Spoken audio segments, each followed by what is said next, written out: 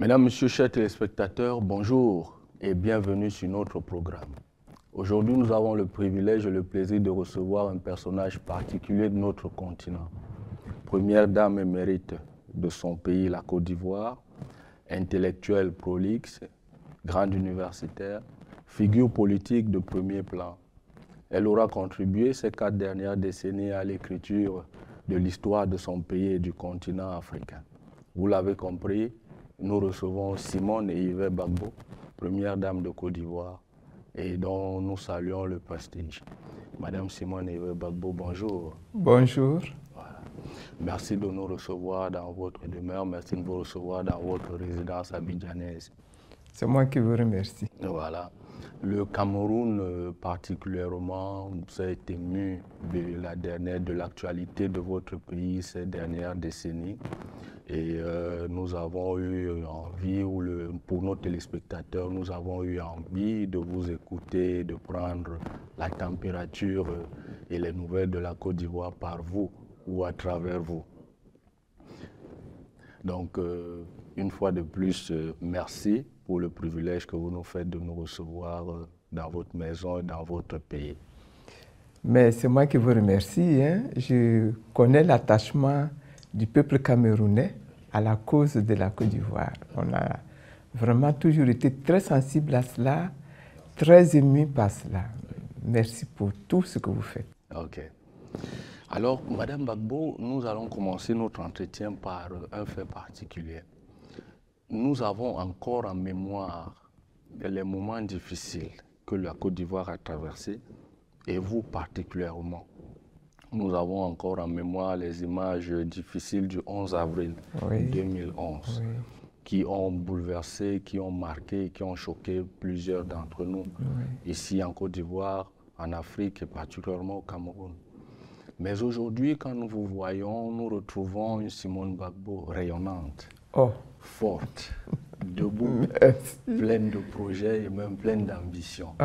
Nous avons envie de vous demander, où avez-vous trouvé la force, l'énergie pour dominer ou vaincre ces moments difficiles et afficher cette mine de renaissance que vous affichez aujourd'hui? Je vais peut-être vous surprendre, mais je vous répondrai tout de suite que j'ai trouvé cette force en Dieu.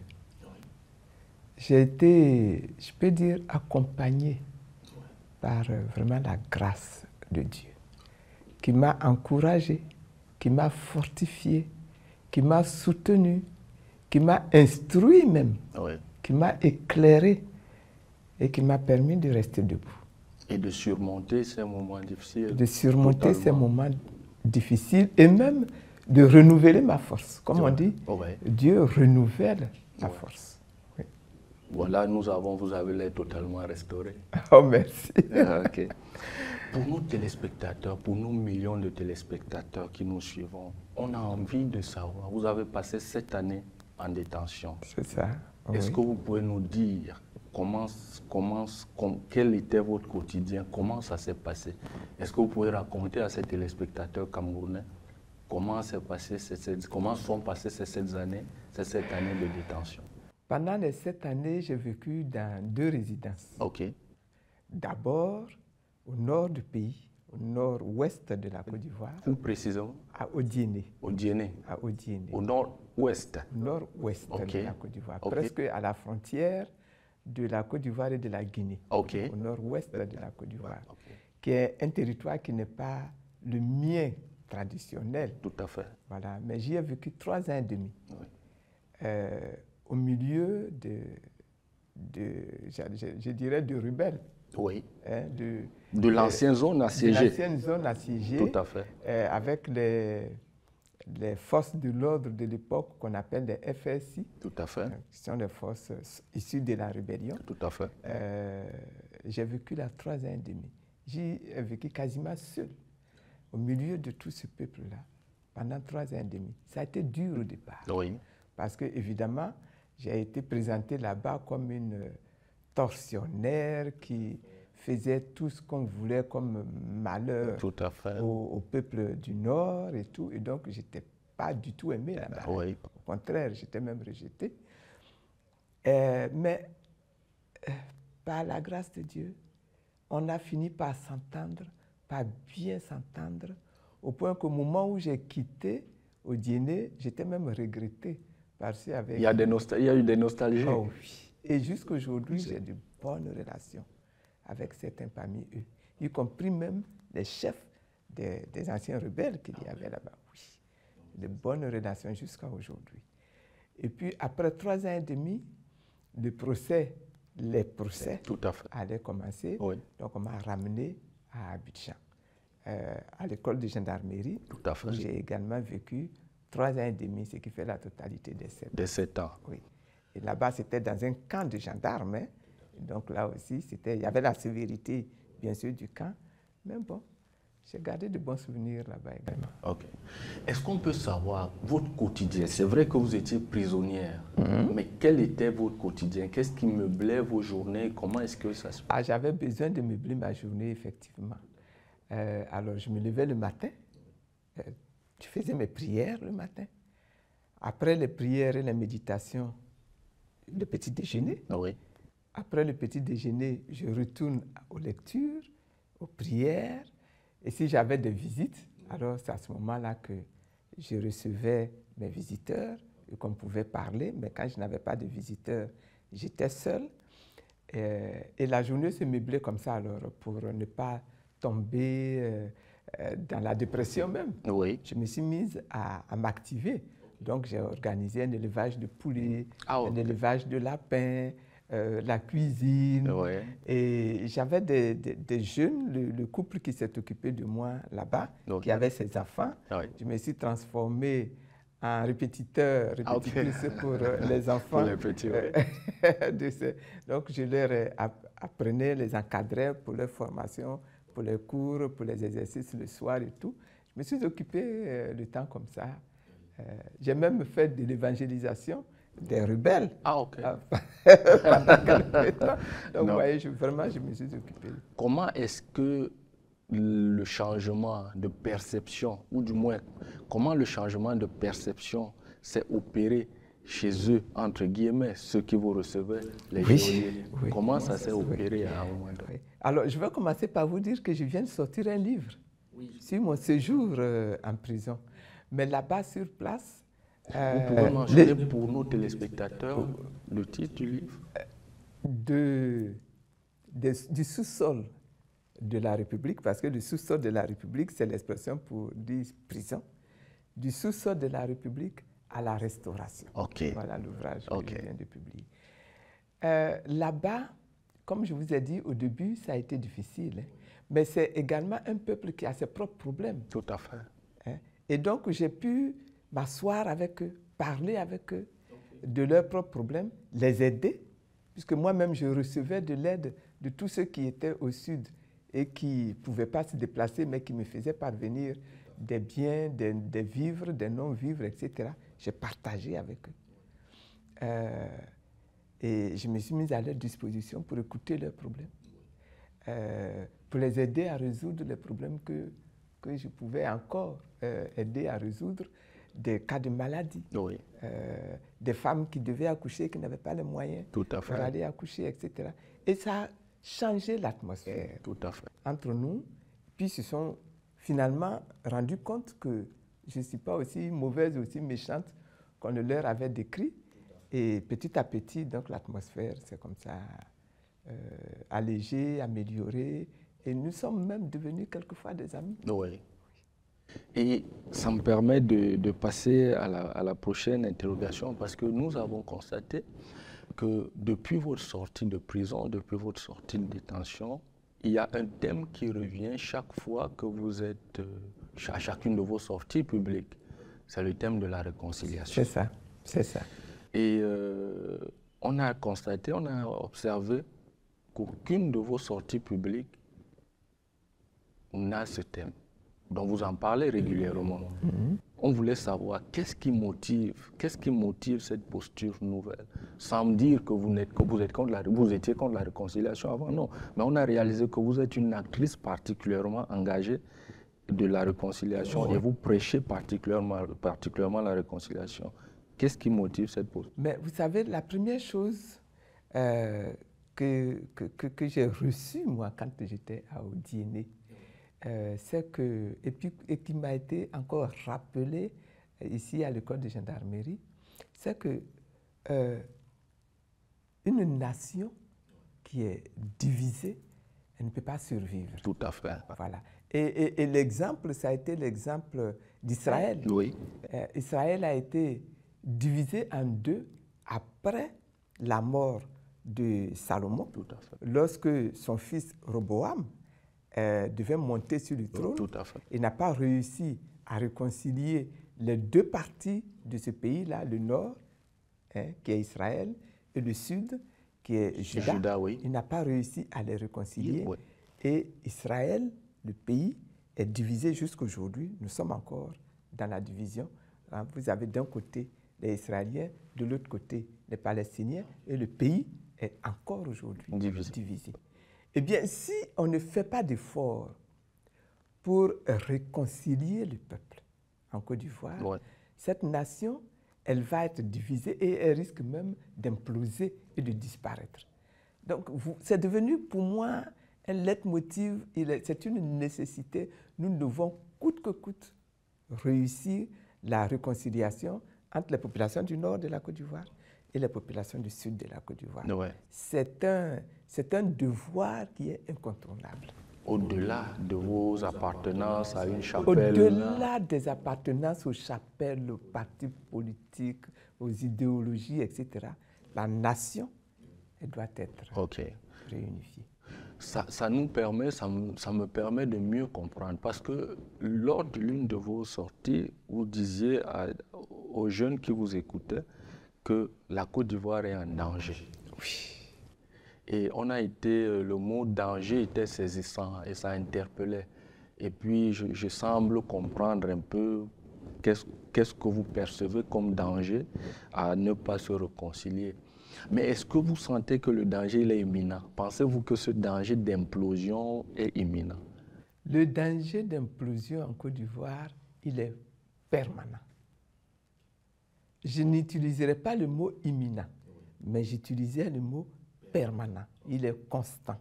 C'est-à-dire, à n'importe quel moment, ça peut arriver. Je ne pourrais pas vous dire que demain ou après-demain. Mais si on n'adopte pas cette attitude de réconciliation, ça va arriver. Ok. Voilà, c'est ça. Vous êtes enseignante dans une autre vie. Vous êtes Oui. enseignante. Je suis restée enseignante. Ouais. On le ressent dans votre façon pédagogique de transmettre vos idées, vos connaissances. Mais est-ce que vous avez le sentiment, Simone Gbagbo, que ce message de réconciliation que vous transmettez, que vous passez aux Ivoiriens, parce que le principe de la communication, c'est que l'émetteur émet un message et le récepteur doit le recevoir. Avez-vous le sentiment, en tant qu'émettrice de ce message, qu'il est reçu et qu'il est saisi et que les Ivoiriens à qui vous adressez ce message s'en approprient? La première chose que je vous répondrai, c'est que, quoi qu'on dise, curieusement, ce message, il est dur. Il est dur. Il est difficile à recevoir dans la Côte d'Ivoire d'aujourd'hui. Oui. Elle est encore assez marquée par l'actualité récente. Oui, elle est peut-être un petit peu moins qu'au moment où je suis sorti de prison, mais elle est encore marquée. Elle est encore marquée. Parce qu'il ne faut pas oublier que dans la crise ivoirienne que nous avons vécue, il y avait les contradictions internes à la Côte d'Ivoire elle-même, mais il y avait également les conflits avec nos voisins étrangers qui ont joué un rôle en Côte d'Ivoire qui était un rôle très négatif. Et or, ils sont encore très nombreux à être présents en Côte d'Ivoire. Tous les jours, on est obligé de négocier cette réalité-là avec eux. Ouais. Et donc, le message de la réconciliation s'adresse aux Ivoiriens en interne, mais s'adresse également aux étrangers qui vivent en Côte d'Ivoire avec les Ivoiriens. Et c'est un message qui est difficile parce qu'il y a encore, dans le cœur de nombreux Ivoiriens, beaucoup d'aigreur. Tout à fait. Les gens sont frustrés. Encore aujourd'hui, il y en a qui ont perdu leur boulot. Aujourd'hui, il y en a qui ont perdu leurs biens, qui ont perdu leurs biens, et même qui ont des perdu membres, leur des famille, membres de la des membres de leur famille, etc. Et puis, il y en a qui se comportent en vainqueurs aujourd'hui encore et qui se montrent arrogants aujourd'hui encore et qui se montrent même abusifs aujourd'hui encore. Et ce n'est donc pas facile à accueillir, à accepter par tout le monde. Ouais. Mais il faut toucher le cœur d'abord. Et le premier travail que nous devons faire, c'est de toucher le cœur d'abord. Ouais. Mais de toucher le cœur en leur démontrant que nous-mêmes, nous sommes sortis de ce besoin de belligérance. Nous-mêmes, nous en sommes sortis. Et que nous-mêmes, nous offrons notre pardon. Oui. Nous offrons notre réconciliation. Oui. Et que cela apparaisse comme quelque chose de sincère. Tout à fait. Et comme c'est le cas, je pense que ça touche. Des cœurs. Je pense que ça touche les cœurs et que par ce moyen-là, le débat avance sur le terrain. Ok, merci Simone Gbagbo. Je reviens au niveau de la classe politique parce que chaque fois qu'on a écouté des acteurs politiques, on a souvent eu le sentiment qu'ils disent que les artistes, des leaders d'opinion, que les problèmes de la Côte d'Ivoire naissent plus d'une division de la classe politique que des masses des populations. Je ne sais pas déjà si vous partagez cette lecture-là, mais que les acteurs politiques sont plus divisés entre eux que les populations qui vivent à Yopougon, dans les campements, et ainsi de suite, quoi. Et que ce sont ces divisions des leaders politiques qui, généralement, ont des effets sur les populations. Est-ce que vous partagez cette analyse, ce diagnostic? Moi, je dirais que mon avis est mitigé sur cette question. Il y a une division entre les classes politiques. Oui. Ça, c'est sûr. Mais quand vous descendez dans le peuple, que vous voyez les problèmes qui se posent dans le peuple, vous voyez que la division, elle est profonde également dans le peuple. La fissure va jusqu'à la base, en fait, quoi. Je parle de la base. Tout à fait. Là. Je vous donne un petit exemple. Oui. Quelqu'un, un chauffeur de moto, un conducteur de moto, va faire un accident. Oui. Il est d'une telle ethnie, Oui. mais c'est un accident. Tout à fait. La population va recevoir l'accident comme un affrontement, comme une agression d'une communauté à une autre. Tout à fait. Et ça va prendre des proportions. On a vécu cela dans de nombreuses régions à l'intérieur du pays. Ce qui montre qu'il y a des divisions au sommet de l'État, des leaders politiques, des appareils politiques. Mais à la base aussi. À la base, quelquefois, c'est même plus sérieux encore. Aujourd'hui, Simone Gbagbo, si on empruntait au vocabulaire footballistique, avec le mouvement des générations capables, oui. Comment vous présentez-vous? Joueur ou coach? Ah, je dirais les deux. Ok. Est-ce que vous voyez l'avant-centre là, qui organise tout? Il est joueur et en même temps il est coach. Voilà. Est-ce que vous voyez, il est coach de ses équipiers? Tout à fait. Voilà, c'est un petit peu ce rôle-là. Okay. Il faut être capable de continuer de jouer, oui. De montrer aux autres comment jouer, oui. De montrer surtout aux plus jeunes comment jouer. Oui. Mais il faut être capable également de les encadrer pour leur permettre de monter, d'acquérir de l'expérience, d'acquérir de la compétence, d'acquérir de l'assurance, n'est-ce pas? Oui. Pour que demain, quand nous nous retirons là, nous soyons sûrs que le projet il continue sur de bonnes bases. Oui. C'est vrai que du moins la population ivoirienne est de plus en plus jeune. Oui. Mais vous avez des militants de générations différentes. C'est ça. Donc naturellement, vous tenez des discours. Vous ne pouvez pas tenir le même discours aux jeunes de 18 ans qui commenceront, ou du moins de 16 ans, qui commenceront à voter en 2025. C'est ça. Vous ne pouvez pas leur tenir le même discours qu'aux quarantenaires ou aux cinquantenaires, oui. Alors, je veux savoir, déjà, vous avez posé le problème de valeurs qui s'étiolent dans la société ivoirienne. Et je pense que là-dessus, la cible de ce discours est principalement la jeunesse ivoirienne. Oh, je pense. Ne croyez pas. Ah bon? Ah oui, ce discours s'adresse à tout le monde. Okay. Aussi bien la jeunesse qu'aux quarantenaires. Oui. Également. Okay. Parce que ce sont les quarantenaires là qui sont prêts aujourd'hui à prendre la relève. Ouais. Voilà. Donc, il ne faut pas qu'eux, ils soient des générations incrustées dans le tribalisme, Oui. incrustées dans une religiosité qui est négative, Oui. incrustées dans une fuite en avant, parce qu'ils ont peur de l'Occident, Oui. ils ont peur des Occidentaux, et qui ne prennent pas leurs responsabilités. Oui. Ils ont peur de la souveraineté, donc ils ne prennent pas leurs responsabilités.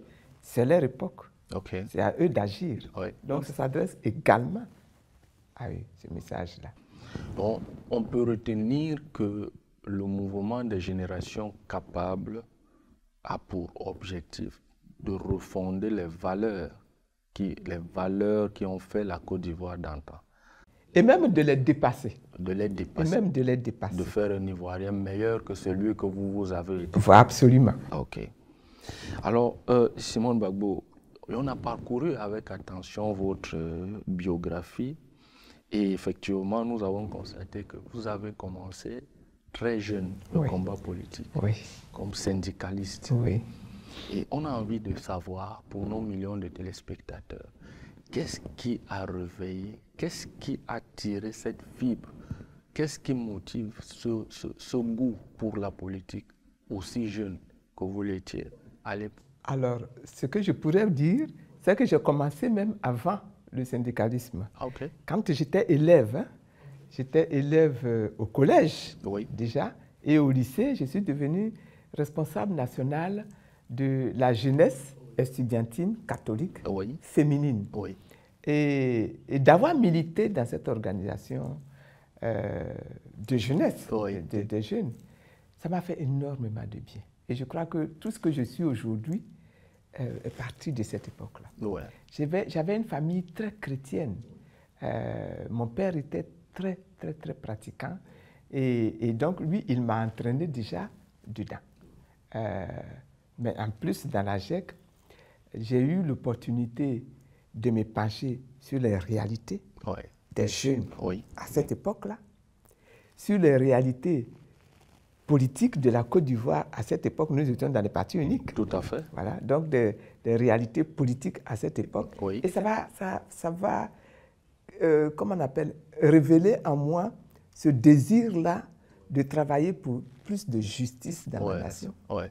de travailler pour une école plus africanisée, parce qu'à cette époque-là, tous les programmes venaient de France. Tout à fait. Voilà, un programme plus africanisé. Oui. Et donc de m'engager dans le combat pour de meilleures conditions de travail pour les élèves. Et vous voyez, donc, la politique est partie. Voilà. On a le sentiment que entre guillemets, le génie sommeillait en vous et que ce moment l'a juste réveillé. Bon, on peut peut-être le penser comme on ça. Peut peut-être penser. On a envie de savoir quel a été le sentiment, ou du moins la réaction de votre famille, de vos parents, quand vous vous êtes engagé. Parce qu'on se dit à l'époque quand même, s'engager contre le parti unique avec l'influence qu'on connaissait au président de l'époque.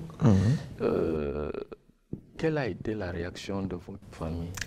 J'ai toujours été soutenu par ma famille. J'ai toujours été soutenu par ma famille. Ça, c'est un fait inédit. Oui, non. Mon père est lui-même un ancien combattant. Il a fait la Deuxième Guerre mondiale. Et quand il est revenu, il est devenu militaire d'abord, oui, dans l'armée française, oui, reversé dans l'armée ivoirienne, oui, et puis devenu gendarme. Tout à fait. Donc mon père était gendarme, c'est oui, le tout premier gendarme de Côte d'Ivoire. Est-ce que vous voyez? Oui. Et donc, lui qui a vécu en Europe, en France, qui a fait la guerre, il a vite compris le rôle que pouvait jouer l'école, oui, dans la vie d'un jeune. Et depuis mon plus jeune âge, mon père m'a dit, il a dit à tous mes frères et sœurs, nous sommes nombreux, hein, oui, mon père, vous les femmes, votre premier époux, ça doit être votre diplôme. Wow. Est-ce que vous voyez? Ça, c'est inédit. Ah, et donc, de cette génération. Parce que de cette génération d'Africains, c'est généralement l'inverse, où les garçons sont privilégiés et les femmes ont des nous n'étions que des filles. Tous les premiers enfants de mon papa, il n'y avait que des filles. Et donc, il a décidé de miser sur ses filles. Voilà. Et donc, il nous a toutes mis à l'école et il nous a dit, votre premier mari dans la vie, ça doit être votre diplôme. Allez jusqu'au bout dans vos études et puis ne regardez les hommes et les maris qu'après. Et donc, voilà. J'ai été mis sur orbite de cette façon-là. Je suis allé à l'école, j'ai eu des diplômes, je suis allé jusqu'à l'université, j'ai pu acquérir des diplômes, je suis devenue enseignante, etc. Ensuite, jusqu'à l'université, chercheur à l'université. Et voilà comment j'ai été mise sur orbite. OK. Et là, vous avez dit votre papa, il était un fervent chrétien, parce qu'on a réalisé aussi dans votre parcours que nous observons depuis lors que vous êtes une chrétienne fervente, pratiquante. Et on a eu envie de vous demander qu'est-ce qui a forgé votre foi. Votre papa, l'influence de votre papa, dans votre parcours, parce que on sait que vous êtes assez fervente, faites des déplacements à travers l'Afrique ou des missions d'évangélisation. Et chaque fois que vous avez pris la parole à chacune de vos sorties, vous évoquez toujours le rôle de Dieu. Le rôle de Dieu. Qu'est-ce qui a forgé cette foi visiblement inébranlable que vous affichez? Bon, comment je vais dire ça? Disons que j'ai toujours marché avec Dieu. J'ai toujours marché avec ma Bible. J'ai toujours marché avec la parole de Dieu. Et ça produit des effets. Ça agit et ça produit des effets. Et ça permet effectivement d'avancer. Ça permet effectivement de se fortifier. Vous voyez, quand on est sous les bombes et qu'on crie à Dieu, ça marche. Et il vous dit, ne vous en faites pas. Il vous dit, ne vous en faites pas. Ma fidélité va être pour vous, n'est-ce pas, un casque que vous allez avoir sur la tête. Et on n'a rien eu. On est sorti de dessous les bombes. Et je dis souvent aux gens, regardez un petit peu Kadhafi, regardez ses enfants. Ils étaient sous les bombes comme nous. Kadhafi est mort. Ses enfants sont morts. Nous, on est sortis vivants. Donc, Dieu, il est agi. Et comme il a agi, bon, ça entretient la foi. Ça entretient la foi. Il y a des moments où vous êtes frappé par Dieu, où vous avez Dieu lui-même qui vous entendez, qui vous dit, ça ne va pas dans ce sens-là. Et il vous instruit. Et quand vous revenez en arrière, vous vous rendez compte qu'effectivement, vous avez des résultats et que vous restez debout. Parlant de cette foi, Simone Gbagbo, j'ai envie de vous demander, vous avez passé, du moins, le FPI a fait 10 ans au pouvoir. Et le moins qu'on puisse dire, c'est que ça a été une période assez agitée, assez secouée, assez difficile pour vous. Et j'ai envie de savoir, est-ce que votre foi a été éprouvée, ébranlée, ou vous avez le sentiment que sans cette foi, les choses auraient été pires? Qu'est-ce que vous pouvez nous dire à propos? Forcément, quand on passe dans de telles épreuves que nous sommes passés, vous finissez par vous poser la question, pourquoi ça m'arrive? Tout à fait. Pourquoi ça m'arrive? Pourquoi, malgré tous les ailes que je manifeste, une telle situation m'arrive? Ça c'est sûr. Et c'est à ce moment-là que la foi peut être ébranlée. Est-ce que vous voyez? Mais quand vous continuez, vous dépassez cette étape de pourquoi ça m'arrive. Parce que vous vous rendez compte que quand ça arrive, c'est toujours parce que Dieu a un problème à régler avec vous. Ou bien que Dieu a une autre destinée pour vous. Et qu'il faut savoir rester debout, ne pas se rebeller contre Dieu. Voilà. Mais au contraire, dire, je reste disponible, Dieu. Alors là, je vais vous poser une question qui me paraît un peu sensible. Vous êtes présenté actuellement en Afrique comme une Winnie Mandela. Vous êtes une figure emblématique pour la jeunesse africaine et pour les femmes africaines. Elles vous perçoivent comme une sorte de Winnie Mandela. C'est ça. Or, nous voyons que votre vie, votre parcours politique a été difficile. Vous êtes engagé en politique à l'époque du Parti unique en Côte d'Ivoire, sous un régime assez fort. Et vous avez pris le pouvoir et pendant la décennie où vous avez été au pouvoir, ça a été une période assez difficile.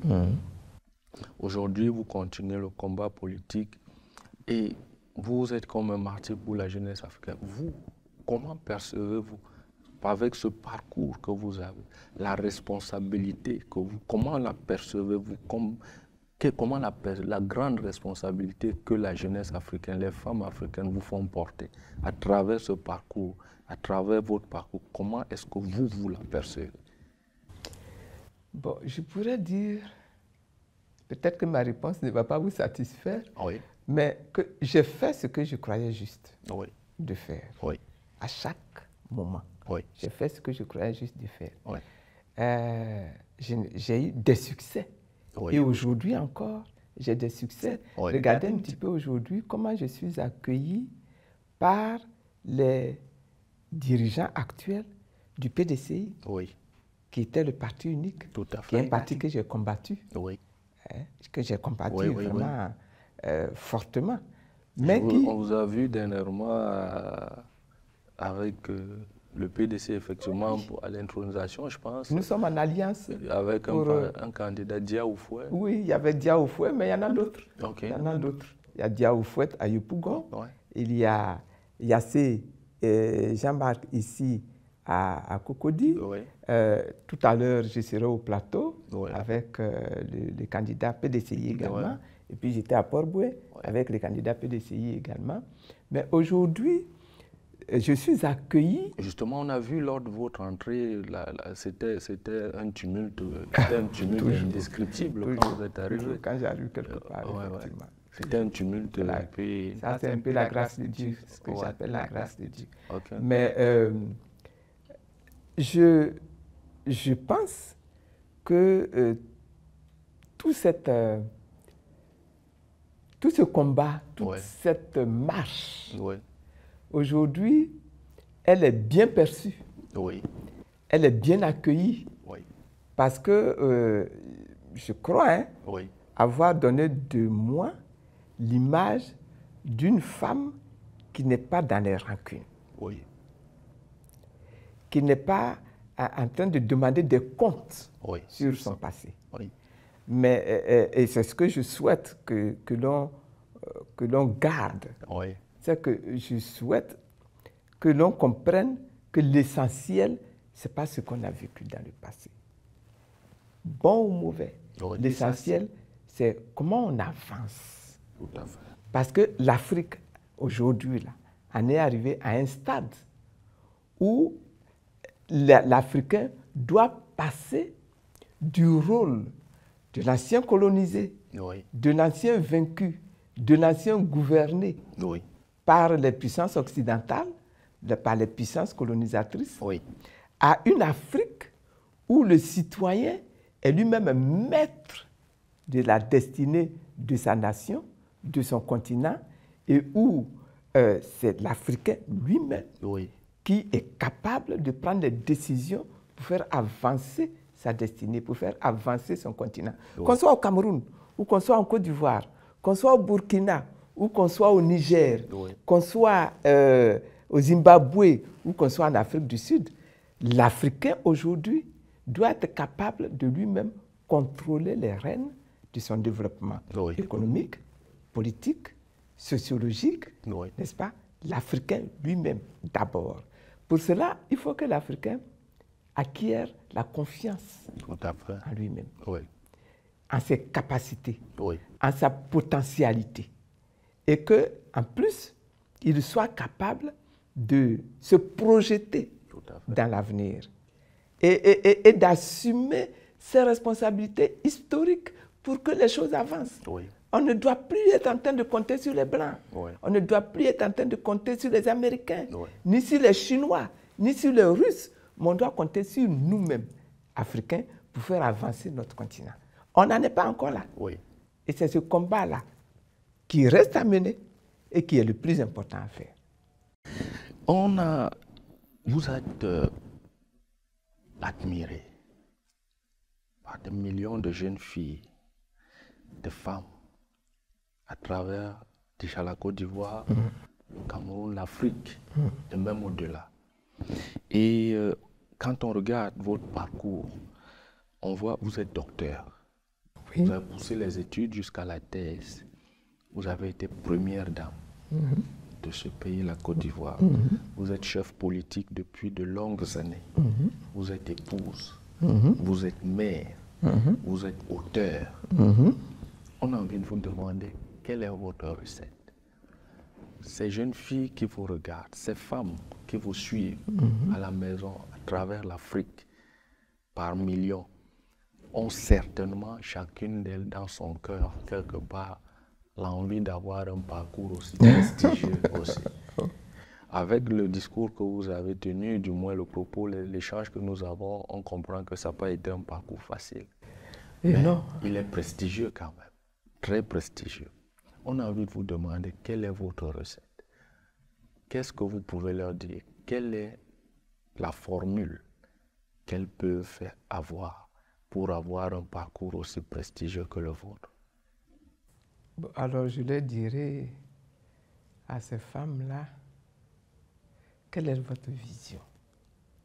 Quelle est votre vision pour votre nation? Oui. Parce que c'est ça qui est le plus important. Oui. Votre vision pour votre nation, votre vision pour votre peuple. Non pas votre vision pour vous, Oui. pour votre propre devenir, mais votre vision pour votre nation, votre vision pour votre peuple. Oui.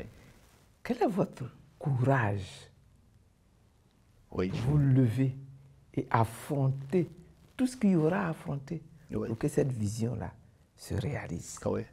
Quel est votre courage? Quelle est votre perception en tant qu'être humain de votre capacité de femme? La femme, elle est capable de faire tellement de choses. Elle ne doit pas se laisser complexer. Elle ne doit pas se laisser démobiliser. Oui. Elle ne doit pas se laisser démotiver. Oui. On vous dira tout. Moi, on m'a traité de dame de fer. On m'a traité de ci et de cela. Il ne faut pas se laisser démotiver. Il ne faut pas se laisser démobiliser. Il faut avoir cette conviction-là, Oui. cette foi-là, et agir par rapport à cela, en direction de cela. Et j'ai envie de vous demander, comment vous avez pu gérer autant de casquettes? Je ne sais pas si j'ai réussi à gérer. Avec succès, la preuve, je me suis retrouvé divorcé contre mon avis, contre mon gré. Bon, mais vous avez été femme. Peut-être que je n'ai pas réussi à gérer cette casquette-là. Bon, mais maman, épouse, enseignante, oui. Leader politique, comment vous avez... Parce que c'est quand même beaucoup de responsabilités. C'est beaucoup de responsabilités. À un niveau très élevé de l'État. Comment vous avez réussi? Très élevé. Bon, ben, il y a les engagements de tous les jours. Oui. Il y a les responsabilités de tous les jours. Oui. Il faut les assumer, il faut les gérer et puis il faut avancer. OK. Oui. J'étais heureuse de faire des enfants. Oui. Voilà, donc j'ai été une mère et je suis très fière des enfants que j'ai mis au monde. Je suis très fière, mes filles. Je n'ai fait que des filles. Oui. Vous voyez, c'est la grâce de Dieu.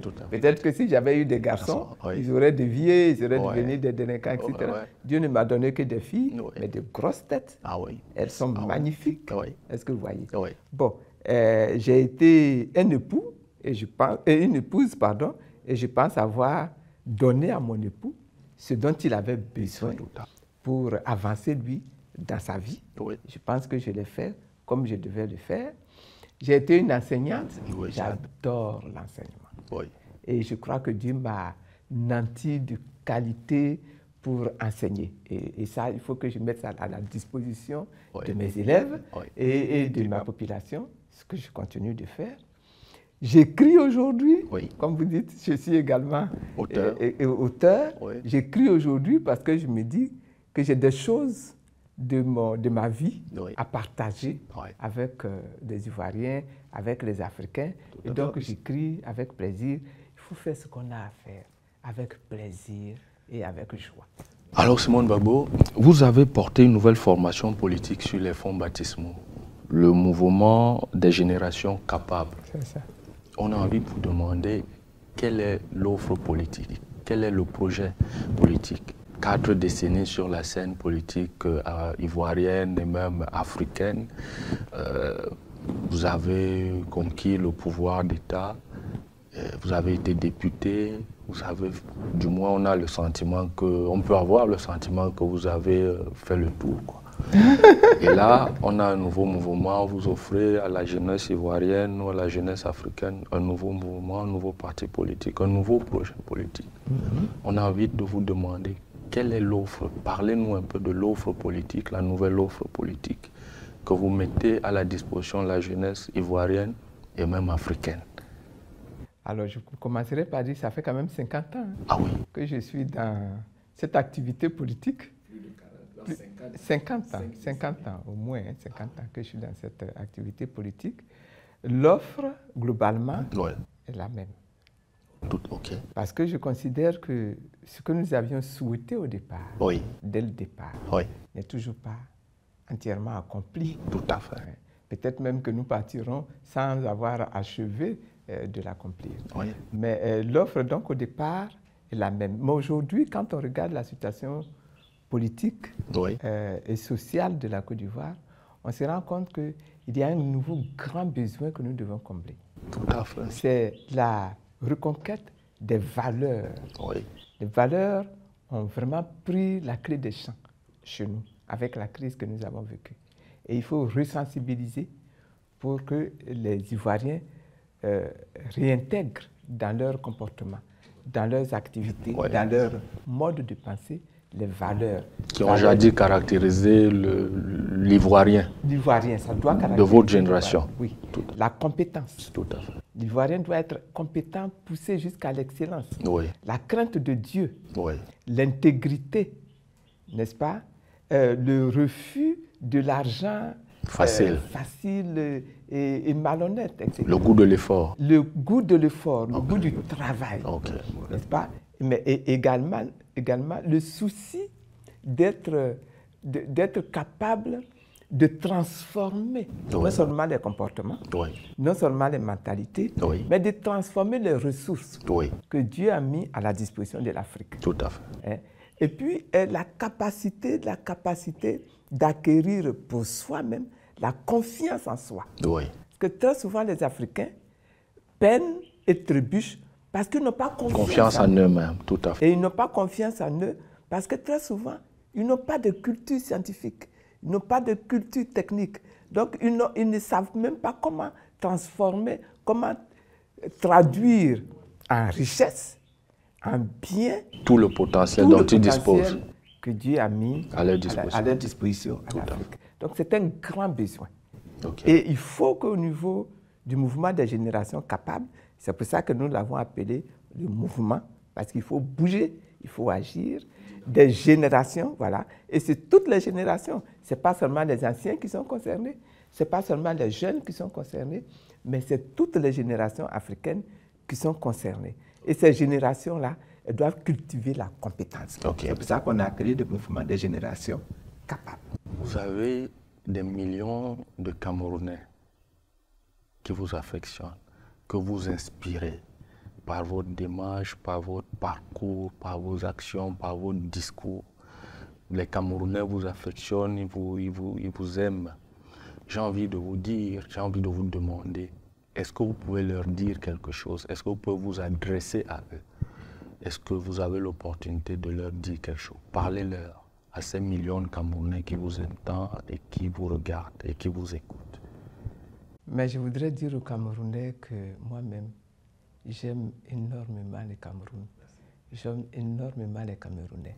J'ai eu l'opportunité de me déplacer au Cameroun à plusieurs reprises, mais il y a très longtemps. Okay. À l'époque, j'avais rencontré même le président John Fundi. Ok, de regretter mémoire. Oui, de regretter mémoire. Oui, ni John Fundi. Et je présente mes condoléances à tout le Cameroun pour ce grand homme qui est parti. Et cela m'a permis de me rendre compte qu'au Cameroun, nous avons un pays qui est comme la Côte d'Ivoire, tout à fait, mais qui est beaucoup plus grand que la Côte d'Ivoire, qui a des potentialités qu'on retrouve en Côte d'Ivoire, mais qui a des potentialités au-delà même de ce que la Côte d'Ivoire possède.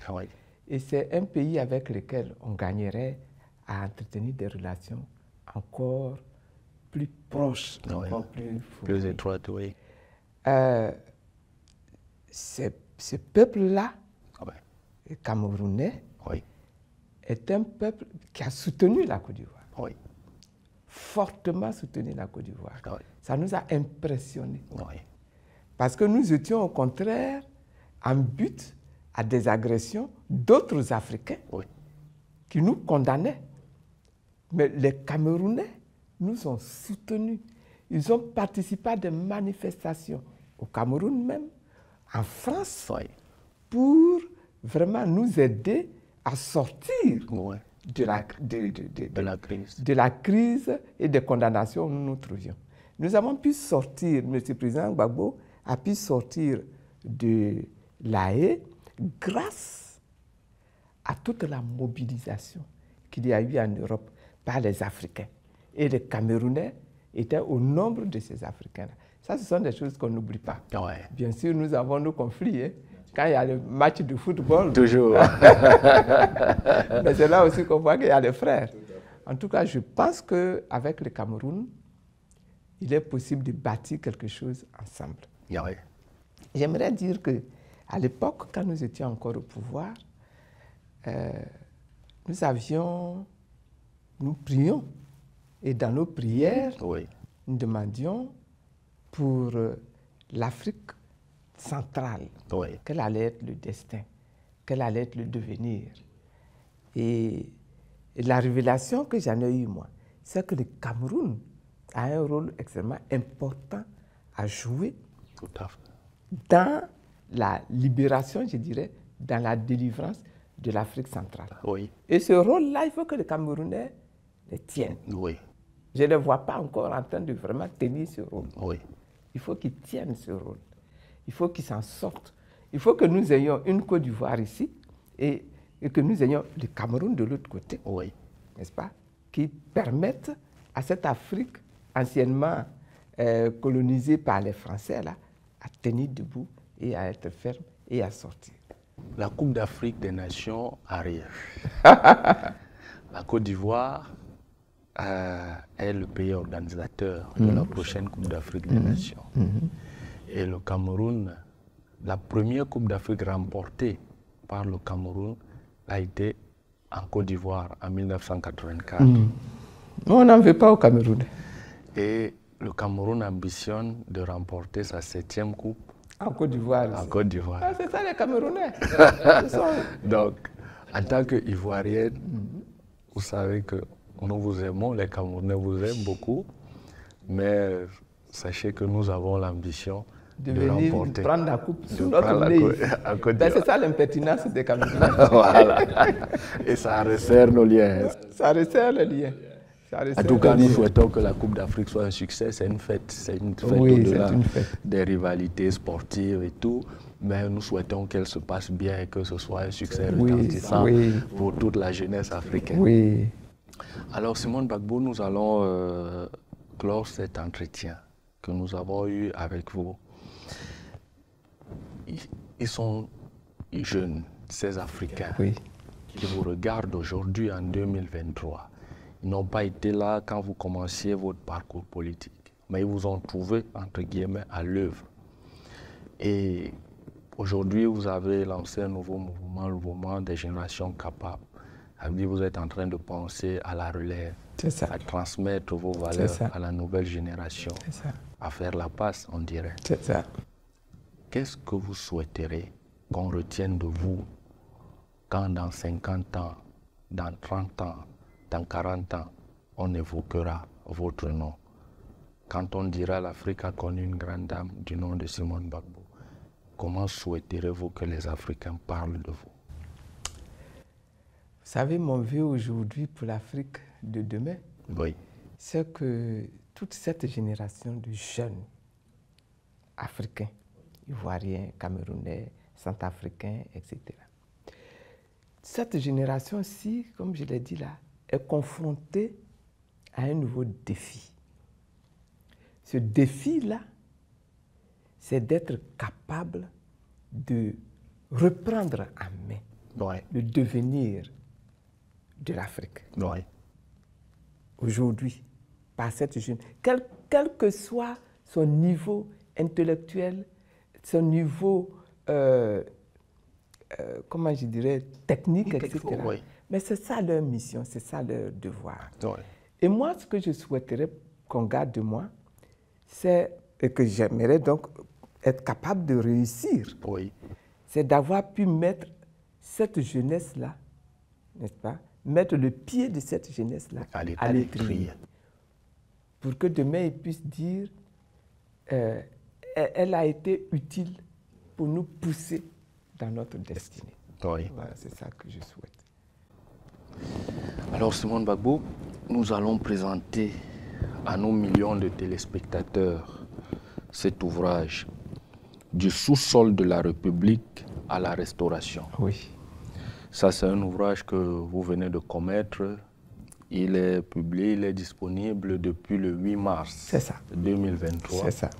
Et commercialisé à la Librairie de France. À la Librairie de France, oui. Et c'est un ouvrage à travers lequel vous vous racontez, vous parlez de votre parcours, vous parlez de votre séjour en prison. Dans les 2 prisons que j'ai connues.